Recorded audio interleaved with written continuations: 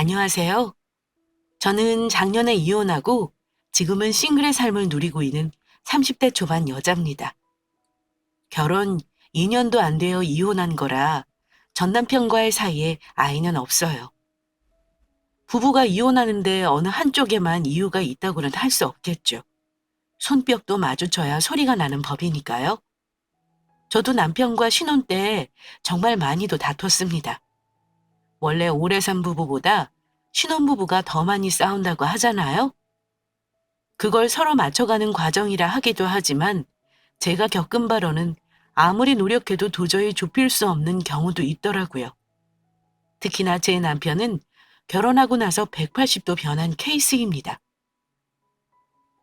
연애 시절 신랑은 참 자상한 남자였습니다. 기념일이며 생일 등 각종 이벤트를 빠짐없이 챙겨줬고 제게 늘 다정하게 대해줬습니다. 저에게만큼은 세상 최고의 남자인 줄만 알았습니다. 게다가 저희 친정집에 하는 거 보고 깜빡 속은 부분도 있습니다. 연애할 때 친정 엄마에게 잘하는 모습 보면서 결혼하면 정말 잘해주겠구나 싶었어요. 그런데 안 그럴 줄 알았던 내 남자가 결혼하니 자기 집 챙기기 바쁜 사람이더라고요. 결혼해서 대부분 부부들이 남편 쪽에 맞춰 산다고 하잖아요. 저도 어느 정도는 살면서 감수하는 부분이 있었습니다. 하지만 돈 문제로 자존심이 상하니까 관계 회복이 안 되더군요. 사실 제가 남편과 이혼했다고 하면 주변 사람들 중에서는 그런 걸로 무슨 이혼까지 하냐는 반응도 있었습니다. 그런데 저는 꼭 배우자가 바람을 피우거나 무슨 사고를 쳐야만 이혼을 고려하는 건 아니라고 생각해요. 제 친구 중에서는 20대 중반에 결혼했다가 이혼하고 싶어 하는 친구가 있는데요. 얼마 전 만나 이야기를 나누다가 그 친구가 이혼을 고민하고 있는 충격적인 이유를 들었습니다. 바로 그 친구의 남편이 바람을 피우고 있다는 것이었습니다. 그것도 결혼해서 무려 4년 동안이나 감추고 있었다는 얘기였어요. 그때 저는 친구에게 당장 이혼하라고 얘기했었죠. 야, 너는 남편이 너 속이고 바람 피운 거 알았으면 생각할 것도 없이 내쫓아 버렸어야지 무슨 고민 같은 걸 하고 그래. 이혼? 그래, 너는 애가 없으니 안 살면 그만이지. 나만 생각하면 벌써 같이 안 살았어. 근데 막상 이혼하려고 하는데 왜 이리 현실적인 문제가 많냐? 당장 살 집이며 경제적인 문제며 괜히 집은 공동명의로 해가지고 복잡해 죽겠다. 게다가 우리 애만 생각하면 내가 데리고 가서 키우는 것만이 능사는 아닌 것 같아서 여러 가지로 고민이야. 그래서 너는 그런 현실적인 문제 복잡하다고 다른 여자랑 바람 피운 남자를 참고 살 수 있어? 못 참지. 남편만 보면 생각날 것 같아. 나도 참고 살려고 해볼까 했는데 이제는 한계인 것 같아. 헤어지자고 했더니 용서도 안 빌더라. 내가 원하는 대로 해주겠대. 친구 말을 듣는 순간 말문이 막히더라고요. 나라면 어땠을까? 솔직히 잘 모르겠습니다. 다만 분명한 건 내 성격상 절대 용납할 수 없다는 것이었습니다. 사랑이라는 감정 하나로 모든 걸 용서하고 이해한다는 건 불가능한 일이란 걸 결혼해보니 알겠더라고요. 게다가 저는 불륜만큼은 절대로 인정할 수 없다고 결혼 전부터 단단히 못을 박아 놓았기 때문에 남편도 잘 알고 있었습니다. 저는 부부 사이에 이혼하는 가장 큰 원인이 불륜처럼 상대방에 대한 배신인 줄만 알았어요. 그래서 나나 남편이 상대를 배신하지만 않으면 이혼할 일은 없을 거라 생각했습니다. 부부 둘 사이에 문제도 있었지만 저는 결혼 직후부터 시댁 식구들로부터 받은 상처가 참 많았습니다. 잠시 제 친정에 대해 말씀드리면 저에게는 친정 부모님이 세상 전부와도 같았습니다. 어릴 적 아버지께서 돌아가셔서 엄마 혼자 힘들게 저와 제 남동생을 키우셨기 때문입니다. 따라서 저는 늘 감사한 마음뿐이었고 결혼해서도 엄마에게 잘해드리고 싶었습니다. 물론 시부모님께도 마찬가지였고요. 저를 며느리로 맞아주신 거에 감사했고 부족하지만 나름대로 최선을 다해 효도하려 애썼습니다. 결혼 후 시댁 식구들과의 관계만큼 어려운 일이 없듯이 저 역시 그랬습니다. 그런데 어느 순간부터 갈등이 생기기 시작했습니다. 그것도 아주 사소한 부분에서 갈등이 시작되었는데요. 그중에서 시어머니는 결혼 초에 며느리 군기 잡으시려는지 저를 유독 못 살게 구는 일이 많았습니다. 가령 명절 차례상 준비라든가 김장 등 집안 대소사를 치를 때면 시어머니가 유독 예민하게 구시며 저를 타박하는 일이 잦았습니다. 특히 시댁에서 실수라도 하게 되면 불같이 화를 내시곤 했습니다.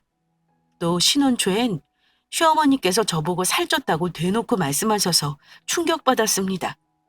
제가 좀 통통한 편이긴 한데 그거 가지고 뭐라 하실 줄은 몰랐거든요. 그리고 저희 부부가 맞벌이인데 집안일은 전부 제 몫이었습니다. 심지어 명절 당일 아침 일찍 일어나 제사상 차리는 것도 며느리인 제 차지였습니다. 제일 기억에 남는 사건이 결혼하고 나서 처음 맞는 추석 연휴 전날이었는데요. 그날따라 가족들 음식 준비에 어머니 심부름에 신경 쓰느라 유난히 피곤했던 기억이 납니다. 그런데 온 식구가 다 모인 저녁 식사 자리에서 어머니로부터 얼토당토하는 이유를 가지고 지적을 받았습니다. 젓가락 쓰는 거 보면 가정교육 잘 받았는지 못 받았는지 알 수 있는 법이라더니 너는 무슨 젓가락질을 그렇게 희한하게 하니? 자 봐라. 이렇게 손가락으로 젓가락을 잡아야지. 너는 그게 뭐니? 어디 가서 그렇게 하면 욕먹어. 이제까지 다른 사람들은 너한테 지적 안 하던? 제 젓가락질이 뭐가 꼴보기 싫으셨는지 식구들 다 있는 데서 친정집 가정교육까지 운운하시길래 저도 조용히 말씀드렸습니다. 제가 왼손잡이라 엄마한테 혼나면서 오른손으로 젓가락질하는 거 배워서요. 그래서 그런가 봐요. 고쳐보려고 노력해볼게요, 어머니. 근데 이거 가지고 가정교육까지 운운하시는 건 말씀이 좀 심하신 것 같아요. 제 입장에서는 울컥 치미는 화를 꾹 참고 최대한 침착하게 한 말이었습니다. 저도 성격이 좀 있는 편이라 모든 걸 그냥 넘기지는 못하긴 한 편인데도 다른 거라면 참았을 텐데 가정교육을 못 받았냐는 말은 참을 수가 없더라고요. 그러자 갑자기 어머니께서 정색을 하시며 이러시더라고요. 너 지금 뭐라고 했니? 너네 집에서는 이렇게 가르치디? 어른이 말하면 예 알겠습니다. 다음부터는 주의하겠습니다 하면 끝날 일을 또박또박 따지고 들라고 했냔 말이야. 저는 어머니의 갑작스런 화에 당황스러웠습니다. 아니, 황당했습니다. 그때 어머니가 지었던 표정이 결혼 전에는 단 한 번도 본 적 없던 싸늘한 표정이었기 때문입니다. 그런데 더 황당했던 건 그렇게 화를 내시고 내 말은 들어보지도 않고는 이내 눈물을 보이셨다는 겁니다. 그 상황에서 오히려 눈물을 보일 사람은 며느리인 제가 아닌가요? 그런데 어머니가 눈물을 보이시는 영문을 알 수 없었습니다. 갑자기 우시는 어머니 때문에 당황한 저는 어머니께 물었습니다. 어머니, 왜 갑자기 우시고 그러세요? 제가 뭐 실수한 게 있나요? 별다른 말을 하지도 않았는데 어떤 말이 마음이 상하신 건지. 제 말을 들은 어머니께선 대뜸 내게 따지듯이 물으셨습니다. 넌 대체 뭘 배웠길래 어른한테 함부로 반말이야? 어디서 배워먹은 버르장머리야? 어머니의 갑작스런 화해에 저는 말문이 막혔고 도무지 이해할 수 없었습니다. 순간 식탁 주위로는 냉기가 감돌았고 남편과 시아버지 표정 또한 얼어붙는 걸 느꼈습니다. 잠시 후 제가 가까스로 입을 열었습니다. 어머니, 제가 반말이 아니라 존댓말을 썼어요. 그리고 아까 그건 말대꾸가 아니라 제 입장을 말씀드린 거고요. 그런데 이번엔 아버님께서 버럭 소리를 지르셨습니다. 뭐? 이유야 어찌됐건 밥상머리에서 왜 이렇게 분란을 일으키냔 말이야? 네가 어머니한테 당장 사과드려라. 이러시는데 제가 억울해서 남편 얼굴을 봤지만 제 편을 들어줄 생각은 전혀 없어 보이더군요. 정말이지 기가 막히고 코가 막힐 노릇이었습니다. 어이가 없어 웃음조차 나오지 않았고 그저 멍한 상태로 앉아있기만 했죠. 그러자 보다 못한 남편이 나서서 중재에 나섰습니다. 아이 자자 그만들 하세요. 당신이 그냥 죄송하다고 한마디 하면 되잖아. 엄마도 이제 그만하세요. 이게 뭐 울기까지 할 일이라고 그래. 이 사람도 모르고 한 소리잖아요. 남편이 나서고 나서 그제야 상황이 마무리가 되었습니다. 그런데 저에게 그 한바탕의 소란이 상당히 문화 충격이었습니다. 제 젓가락질이 어머니가 우실 정도로 큰 잘못인 건지 도무지 이해가 안 가더군요. 그런데 거기서 끝이 아니었습니다. 시댁에서 하루 자고 명절 당일 친정에 가려고 하는데 시어머니가 잔뜩 화가 난 얼굴로 제게 이러시는 겁니다. 니들 아버지한테 따로 용돈은 드렸니? 시아버지에게 용돈을 따로 드렸냐고 묻는 어머니 말에 당황한 저는 남편을 쳐다봤습니다. 사실 양가 부모님에게 명절이나 특별한 날 챙겨드리는 용돈은 같은 액수로 드리기로 남편과 미리 얘기를 한 상황이었거든요. 어머니에게도 남편이 당연히 용돈을 드렸으리라고 생각했고요. 그런데 남편이 어머니 말을 듣고는 조금 당황한 듯 하더니 이내 제 눈치를 보며 대답을 하는 겁니다. 가기 전에 챙겨 드릴게요, 엄마. 그래, 앞으로는 명절에 나한테만 주지 말고 네 아버지 거는 따로 챙겨서 줬으면 하는구나. 따로 아버지 용돈을 챙겨드리겠다는 남편 말을 듣고 놀랐지만 거기서 차마 왜 그렇게 하냐고 따져 물을 수 없었던 저는 집에 와서야 한참을 남편과 다투었던 기억이 납니다. 왜 명절에 부모님께 따로 용돈을 드려야 하는지 잘 모르겠더라고요. 양가에 50만 원씩 준비해드리기로 한 거였는데 어머니는 그걸 자기가 받은 돈이라 생각하셨고 아버지는 따로 드려야 하는 거라고 너무나 당연한 듯 말씀하셨으니까요. 저는 좀 너무하다는 생각이 들었습니다. 저희가 아무리 맞벌이를 한다고 하지만 결혼하면서 집 얻을 때 대출을 얻은 것도 알고 계시는데 매번 따로 그렇게 용돈을 챙겨드리는 건 저희 형편의 무리였습니다. 게다가 남편은 결혼 전부터 시아버지가 건물 관리 일을 하시면서 아직 경제 활동을 하심에도 불구하고 매달 시댁에 줄곧 자기 월급 대부분을 생활비로 줬다고 하는 겁니다. 시댁에 용돈 드리는 문제부터 교통정리가 필요하다고 생각했던 저는 남편에게 말했습니다. 결혼 전에는 당신이 어쨌는지 모르지만 이제 우린 결혼했으니까 경제적으로 독립하는 게 맞아. 이제부터는 양가에 드리는 용돈은 나랑 상의해서 드렸으면 좋겠어. 당신도 알겠지만 나는 친정에 매달 용돈을 드리지 않을 생각이야. 아직은 우리가 돈 모으는 게 먼저라고 생각해. 명절이나 생신 같은 날 빼고 매달 드리는 건 아직 우리 벌이에는 무리라고 생각해. 아, 우리 부모님은 내가 드리는 돈 없으면 생활이 힘드셔. 아버지 월급 절반이 대출로 나가는데 당장 빚내서 생활하셔야 한다는 거야. 한 달에 30만 원씩은 매달 드리고 싶어. 제 월급은 고작해야 250 남짓이었고 남편도 300만 원이 조금 넘는 정도였는데 이래저래 대출이자며 고정지출 나가면 사실 30만 원씩 용돈 드리는 것도 적은 돈은 아니었습니다. 남편은 생활비 드리는 액수를 줄일 수는 있어도 안 드리는 건 당장 어렵겠다길래 저는 속상하긴 했지만 일단 수긍했습니다. 친정엄마는 모아놓은 돈도 있으시고 아직 일을 하시기 때문에 굳이 저한테 받는 용돈이 없어도 생활이 가능하셨거든요. 솔직히 시댁 경제 사정이 그럴 거라고는 저도 몰랐습니다. 결혼할 때 양가에 도움받지 말자고 먼저 말한 건 남편 쪽이었고 그래서 오롯이 저희 힘으로만 하자고 해서 최대한 형편에 맞춰 결혼한 거였는데 그게 자기 집에서 도움을 못 받을 거 알고 얘기하는 거라는 걸 그때야 알게 되었고요. 뭐 거기까지는 그래도 납득했습니다.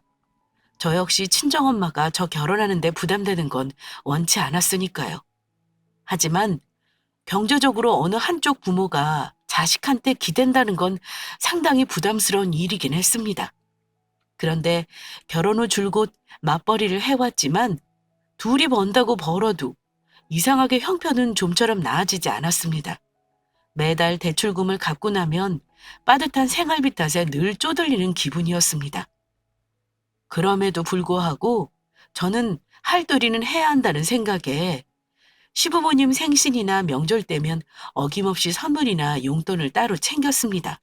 물론 경제적으로 여유가 많지는 않았지만 친정 엄마에게는 인색해도 시댁 부모님께는 형식적으로라도 잘하고 싶은 마음이 컸습니다. 그래야 나중에 혹시라도 서운하다는 소리를 듣지 않을 것 같아서요.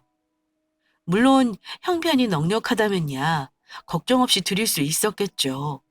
하지만 그 당시 상황에서는 무리였습니다.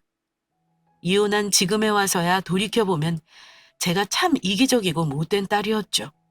어쨌든 엄마에게 미안한 마음에 명절이나 생신 때면 선물 사드리긴 했지만 그걸로 충분하다고 생각했습니다. 엄마는 그것도 부담스럽다면서 우리가 당신 때문에 돈 쓰는 걸 극도로 싫어하셨지만요. 아무튼 처음 결혼 생활 1년간은 그렇게 아끼고 사는데도 불구하고 당최 돈이 모이지가 않았습니다. 그런데 어느 날 남편이 다음 날에 나갈 카드값이 많다며 한숨을 쉬더라고요. 우리는 대체 왜 돈이 안 모이는 거야? 아무래도 돈 관리를 한쪽에서 하는 게 낫지 않아? 각자 생활비 내면서 하니까 돈이 중구난방으로 가는 거잖아. 남편은 경제권을 하나로 합치길 원했고 우리가 돈을 못 모으는 이유가 자기가 돈 관리를 전적으로 하지 않아서라 생각하는 듯 했습니다. 도대체 뭐가 문제일까 고민 끝에 제가 그랬습니다. 당신 계좌 내역 나한테 다 보여줘봐. 대체 뭐가 문제인지 좀 봐야겠다. 보고 당신 말이 맞는 것 같으면 당신한테 경제권 주는 거 생각해 볼게. 그래서 제가 남편과 저의 지출 내역을 좀 살펴봤는데요. 남편 계좌를 보니 매월 고정적으로 나가는 지출 항목에 눈이 띄었습니다. 그건 다름 아닌 시부모님께 드리는 용돈이었습니다. 그런데 매달 30만 원씩 드리기로 한 용돈 외에도 부수적으로 챙겨드렸던 돈이 꽤나 되더라고요. 게다가 지난달 지출 내역을 보니 시부모님 생신 선물이며 병원비며 시부모님 앞으로 나간 돈이 대부분이었습니다. 물론 남편이 저보다 수입이 더 많긴 합니다. 그러니 어떻게든 감당했겠지만 액수가 너무 과하다 싶었습니다. 그래서 제가 그랬습니다. 이러니까 돈이 안 모이지. 우리 공동 생활비 내고 이렇게 돈을 다 쓰는데 빚 안 지는 게 신기하다. 부모님 병원비 같은 건 알아서 하셔야지 이런 것까지 우리가 다 부담해야 하는 건 좀 아닌 것 같아. 아직 우리 형편이 이러니까 대출 갚을 때까지는 용돈만 드리자고 한 거잖아. 당신 같으면 내가 우리 엄마 병원비며 마트에 사는 거 전부 내가 비용 드린다고 하면 흔쾌히 그러라 할 수 있어? 당신은 우리 부모님한테 드리는 돈이 아까워서 이러는 거야? 아니 막말로 나도 솔직히 서운해. 내가 우리 엄마 덜 챙기는 건 순전히 우리 부부를 위해서 그런 거야. 우리가 같이 버는 돈이기 때문에 최대한 당신이 피해의식 느끼게 하고 싶지 않아서 그런 거지 내가 챙길 줄 몰라서 이러는 거 아니라고. 양가 부모 똑같이 챙기는 건 기본 아니야? 그래도 나는 당신 사정 듣고 시댁을 더 챙기는 거 뭐라 한 적 없잖아. 그럼 당신도 알아서 적당히 해야지. 나한테 말도 안 하고 이렇게 할 거면 뭐하러 결혼했어? 그냥 혼자 살아. 뭐? 적당히? 내가 우리 집 돈을 우리 부모님한테 다 갖다 퍼주기라도 했어? 당신은 뭐 얼마나 잘했다고 그래? 당신 솔직히 우리 엄마한테 생신이랑 어버이날 빼고 단돈 10원이라도 용돈 쓰시라 드린 적 있어? 없잖아. 나는 그래도 당신 부모님한테 형식적으로라도 할도리는 했어. 아무튼 이럴 거면 우리 엄마한테도 한 달에 10만 원이라도 드려. 그런 제 말에 남편으로부터 뜻밖의 대답이 돌아오더군요. 우리 부모님한테 드리는 건 안 아까운데 이상하게 처가에 주는 돈은 왠지 모르게 아깝더라. 우리 형편이 이런데 장모님한테까지 매달 드리는 건 사실 어렵다는 거 당신도 잘 알잖아. 그 말 듣고 기가 막혔습니다. 제가 그동안 시댁에 해온 행동이 후회스러울 정도로요. 아무리 경제적으로 여유가 없다고 하지만 그건 배우자 부모에 대한 기본적인 마음 씀씀이 아닌가요? 자기 부모에게는 매달 돈 갖다 바치면서 정작 장모에게는 양말 한 켤레 드리지 않는 사위가 대체 어디 있단 말입니까? 정말이지 그때 남편에 대한 정남이가 뚝 떨어지더군요. 그러면서 한다는 소리가 더 웃겼습니다. 우리 부모님은 원래 결혼하면 처가보다는 당신들 잘 챙기라고 하셨던 분들이셔. 원래 결혼하면 여자는 남자 쪽한테 잘해야 하는 게 맞아. 이건 당신이 좀 이해해줘. 우리 집이 원래 그래. 내 동생한테도 시댁에 잘하라고 하시는 분들이거든. 이런 궤변을 늘어놓는 겁니다. 그런데 과연 그 말대로 했을까요? 그 말대로라면 얼마 전 결혼한 시누이도 남의 식구 될 사람이니 대충 있는 형편대로 맞춰서 시집 보내는 게 맞았겠죠. 그런데 제가 알기로 저와 동갑인 시누이는 절대 시집을 대충 갈 만한 만만한 사람이 아니었습니다. 결혼해서 시어머니 못지않게 저를 갈궈댄 것이 시누이였으니까요. 때로는 시어머니보다 더하게 쉽게 참견질을 하는 일도 자주 있었습니다. 게다가 남의 식구 될 사람이니 시집 대충 보낸다는 건 말뿐이었고요. 어쨌든 남편은 자기가 경제권을 가지길 바랬고 저는 저대로 제가 돈 관리를 하겠다는 의견을 주장했습니다. 서로 양보를 안 하니 당연히 의견은 좁히지 못했고요. 결국 각자 관리하는 방식으로 당분간 지낼 수밖에 없었습니다. 저는 남편과 결혼 생활 중 그 부분이 불만이 가장 컸지만 역시나 해결되지 못한 채였고 그러던 와중에 시누이가 결혼을 하게 되었습니다. 그런데 딸은 남의 식구니 형편대로 보낸다던 어머니는 말과는 전혀 다른 행동을 하시더군요. 결과적으로 그 일이 제가 이혼을 고민하게 된 계기가 되기도 했고요. 시누이가 결혼식을 얼마 안 남기고 있을 때의 일이었습니다. 가족끼리 모여 식사를 하는데 갑자기 시어머니가 저를 따로 부르시더군요. 그러더니 대뜸 이렇게 말씀하셨습니다. 시누이 결혼하는데 너네가 좀 도와줘야겠다. 공부만 하느라 직장생활 늦게 해서 모은 돈이 많지가 않아. 한 1,000만 원 정도만 도와주면 좋을 것 같구나. 동생 결혼하는데 당연히 그 정도는 생각했을 거잖아? 그 말 듣는 순간 말문이 막혔습니다. 차라리 남편이 있는 데서 말씀하셨다면 말이라도 맞출 텐데 저만 따로 불러 얘기하는 거 보니 이미 남편은 알고 있는 것 같기도 했고요. 일단 남편과 상의해보겠다고 대답은 했는데 머릿속이 복잡해졌습니다. 우리 딸 시집 갈 때는 넉넉히 해줘야지. 이렇게 말씀하시는 어머니 말 듣는데 서운한 감정이 밀려왔습니다. 아니 그럼 자기네 아들 장가 보낼 때는 뭐 얼마나 했길래 저러시나 싶었습니다. 솔직히 말해서 결혼 전부터 그날까지 저는 단 한 번도 시댁에서 금전적 지원을 받아본 적이 없습니다. 흔한 용돈, 단돈 5만 원도 받은 적이 없어요.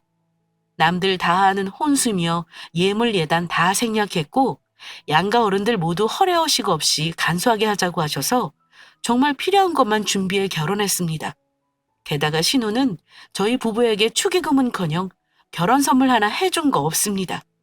그런데 당신 딸 시집 보내자고 며느리 따로 불러 돈 1,000만 원을 보태라고 하는 게 정상인지 모르겠더군요. 그날 밥을 어디로 먹었는지 기억도 안 나네요. 집에 와서 남편에게 물어보니 남편도 몰랐다고 하는 겁니다. 나도 몰랐어. 어머니가 나한테는 얘기를 안 하셨다니까. 어머니는 돈이 며느리 주머니에서 나오는 줄 아시고 당신한테 먼저 말씀하신 것 같은데? 아까 어머니한테 물어보니까 미안하대.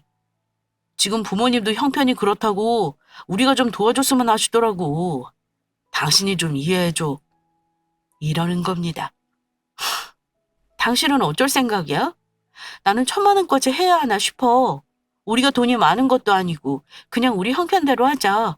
솔직히 우리 형편에 1,000만 원 하면 몇 달 동안 라면만 먹어야 하는 거 알잖아.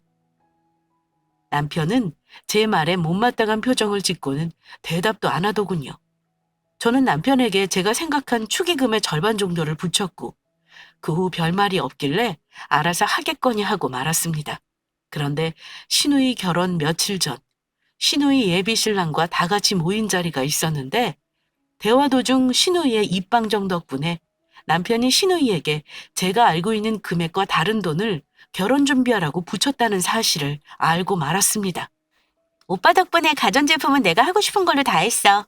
이 사람이 TV 욕심 많았거든. 돈 없어서 대충 예산에 맞추려고 했는데 갑자기 1,000만 원 여유 생겼다니까 이이가 85인치 하겠다는 거야. 뭐 평생 한 번이니까 소원 들어줬지 뭐. 그래야 나도 시댁에 가서 혼수 할 만큼 해왔다고 큰 소리 칠 수 있지 않겠어? 이러는 겁니다. 제가 모르는 척 넌지시 물었죠. 아가씨, 1,000만 원 가지고 모자라지 않았어요? 그랬더니 신우이가 하는 말이 쓰고 남았는걸요? 그걸로 신혼여행 때 써야죠. 암튼 고마워요. 잘 쓸게요. 순간 당황한 남편 표정을 보고 알았습니다. 나 몰래 1,000만 원을 건넸다는 것을 말입니다. 그 자리를 망치고 싶지 않아 아무 말 하지 않았지만 집에 돌아와 남편과 결혼해서 아마 제일 심하게 싸운 것 같았습니다.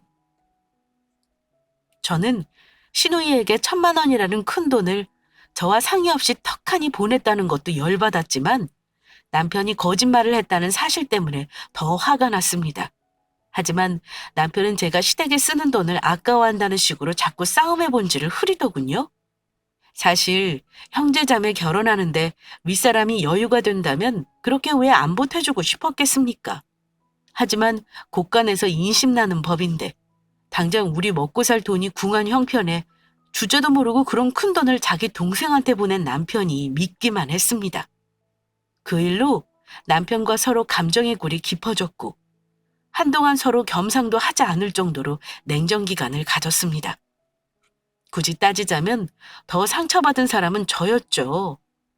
시간이 갈수록 남편은 아무렇지도 않은 듯 저를 대했고 저 역시 당장 이혼할 게 아닌 이상 남편과 아예 담 쌓고 지낼 수는 없었으니 필요한 말은 하고 살아야 했고요.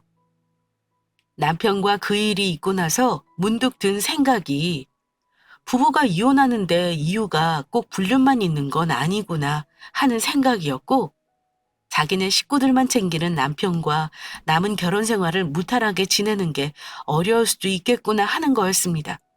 그런데 사람 일이라는 게 생각하는 대로 이루어진다더니 제가 이혼을 염두에 두고 사는 와중에 결국 제가 더 이상 참을 수 없게 된 사건이 일어났습니다. 바로 제 남동생이 결혼을 하게 되면서 남편의 치졸함의 끝을 보게 된 사건이었는데요. 제 남동생은 작년 코로나가 막 기승을 부리던 시기에 결혼했습니다.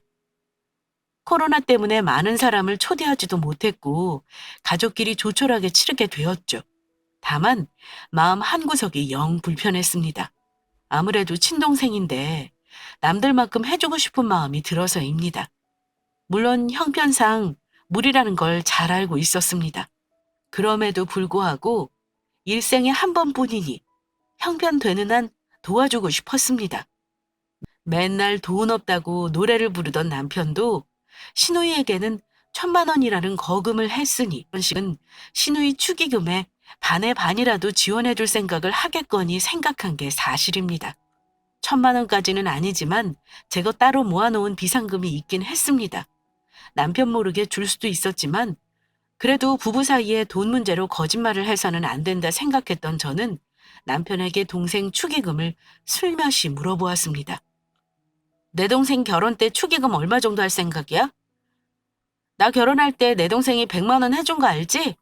그래도 나는 300만 원 정도는 했으면 좋겠는데 당신 생각은 어때? 그런데 200이란 말에 남편이 펄쩍 뛰더니 200? 200은 우리 형편에 너무 부담이야. 처남 축의금은 내가 형편권 넣을게. 당신은 그렇게 알고 있어.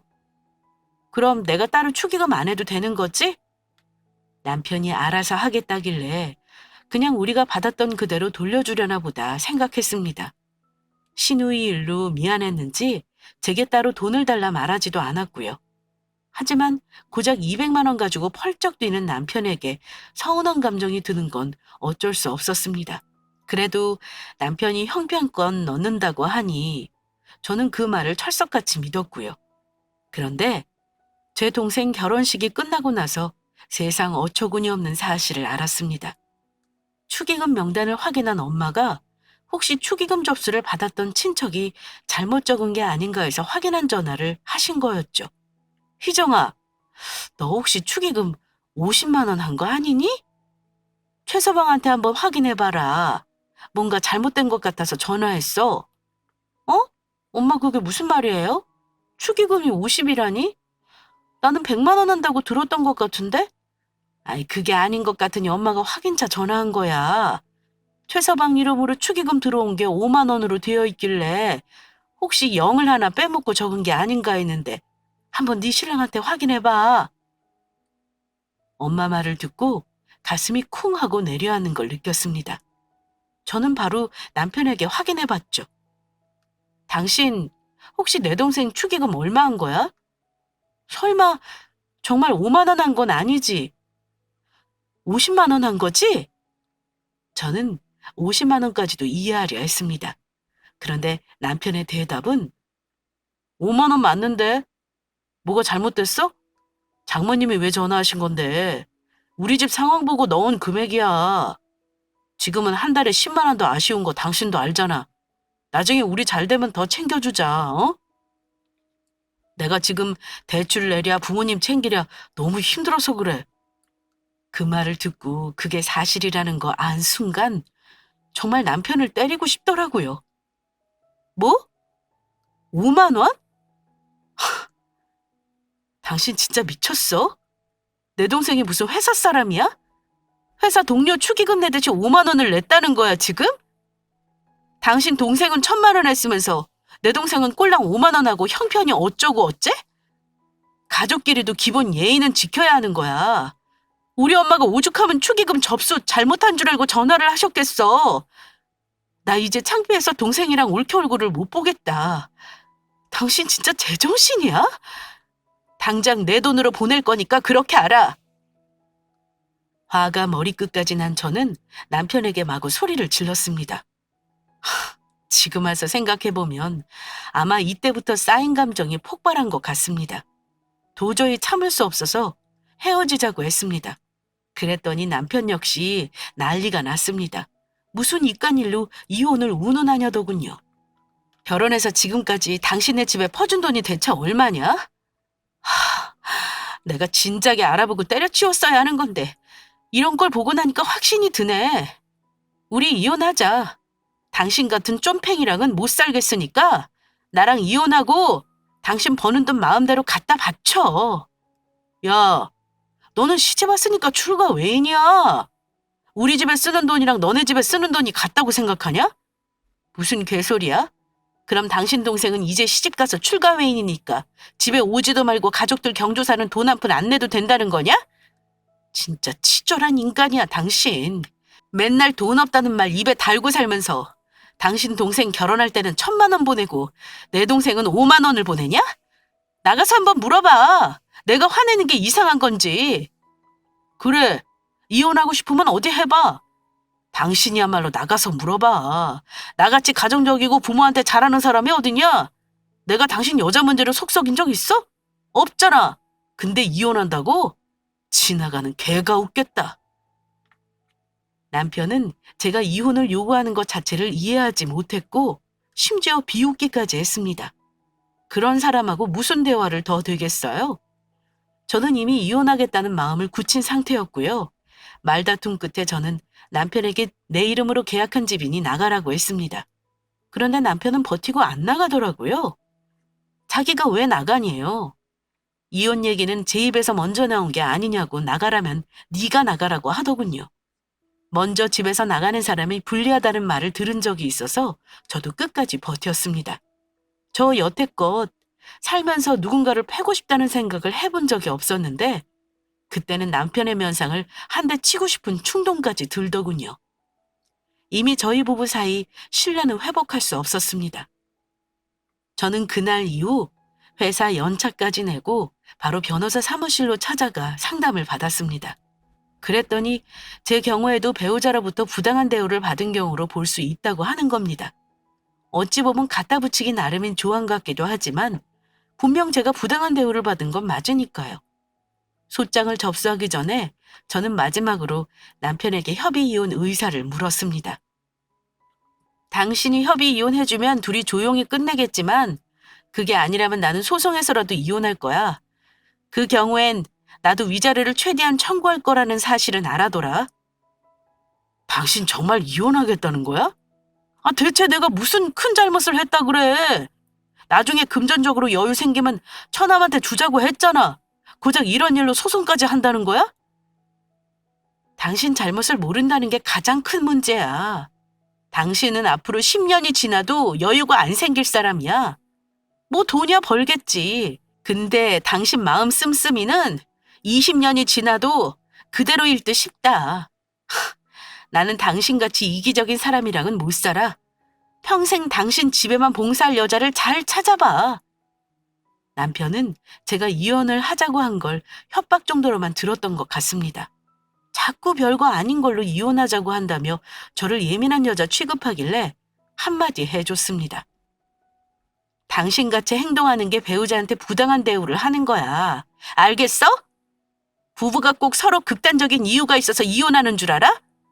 나는 이 집에 와서 종년 노릇하고 돈 벌어준 사람일 뿐이었어. 말로는 가족이라면서 당신한테는 나랑 우리 가족 친정 식구들은 가족이 아니었잖아? 내 말이 틀려? 당신처럼 자기 식구들만 챙기는 것도 충분히 이혼 사유야. 뒤늦게 꼬리를 내리고 미안하다 말하는 남편이었지만 저는 오만정이 떨어졌는지 측은하다는 생각조차 들지 않았습니다. 아무래도 순순히 이혼할 생각이 없어 보이길래 제가 소장 접수하겠다 하니 뭐라는 줄 아세요? 역시나 돈 없다 노래를 부르는 남편은 위자료를 저에게 주는 게 아까웠는지 울며 겨자 먹기로 도장을 찍어주겠다고 하네요. 솔직히 말하면 그렇게 나올 줄 어느 정도는 짐작했습니다. 사실 변호사 상담받을 때 혼인기간이 짧기 때문에 위자료가 많이 산정되지 않을 거라 말은 들었습니다. 둘이 정확히 재산 나누고 단돈 1,000만 원이라도 받으면 다행이라 생각하자고요. 승소하면 남편 쪽에서 소송 비용 부담하는 거지만 그래도 변호사 수임료 당장 나갈 거 생각하면 속이 쓰렸는데 잘 됐다 싶었습니다. 그래? 이혼 순순히 해주겠다는 거지? 대신 내 계산대로 정확히 안 해주면 바로 소장 접수할 거니까 그렇게 하라. 우리 같이 돈 모은 거 내 돈으로 전부 돌려줘. 그리고 그동안 내 돈으로 생활비 따로 쓴 거랑 당신 부모님한테 내 돈으로 드린 돈 그거 다 청구할 거야. 입금 똑바로 해. 집 보증금은 내가 받아서 당신한테 보탠 돈만 돌려줄 거야. 남편은 저의 요구사항을 듣더니 피차 이혼하는 마당에 자기를 다 털어먹을 생각이냐며 분개했지만 아랑곳하지 않았습니다. 저는 미리 작성해놓은 이혼 서류를 남편에게 들이밀었습니다. 그랬더니 조금 전까지 울상이었던 사람이 한다는 소리가 당신 참 대단하다. 미리 계산해서 다 준비까지 해놨네. 그래, 나도 너랑 지긋지긋하다. 그냥 당신 하고 싶은 대로 해. 이러길래 들고 있던 이혼 서류를 둘둘 말아 남편 뺨따기를 몇 대 쳐줬습니다. 아휴, 이 인간아. 다른 여자 인생 망치지 말고 너는 평생 혼자 살아라. 그 인간은 분한지 씩씩거리며 이혼 서류에 서명을 했고요. 그런데 결론만 말씀드리자면 저 결국 협의 이혼 못하고 소송했습니다. 이혼해 줄 것처럼 사인까지 했던 그 인간은 같이 법원에 가야 하는 날 약속을 안 지키고 나오지도 않았어요. 그래서 결국은 소송했습니다.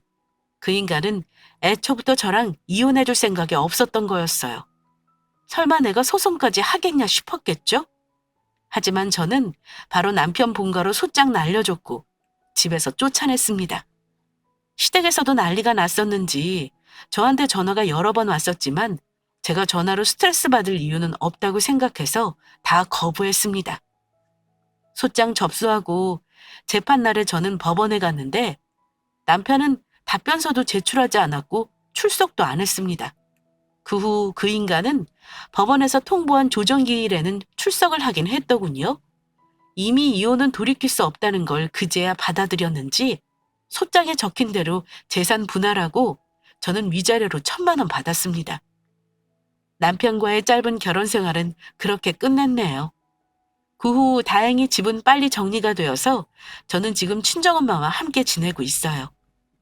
결혼 전엔 제가 하고 싶은 거 다 하면서 살았고 친구들이랑 밤새 술 먹고 다음날 출근해도 아무 문제 없었는데 이젠 밤늦게 연락 오는 친구들은 전부 유부녀라 만나지도 못하고, 그렇다고 주말에 혼자 영화 보러 가기도 그렇고, 아직은 혼자서 모든 걸 한다는 게 좀 어색하기도 하고 그러네요.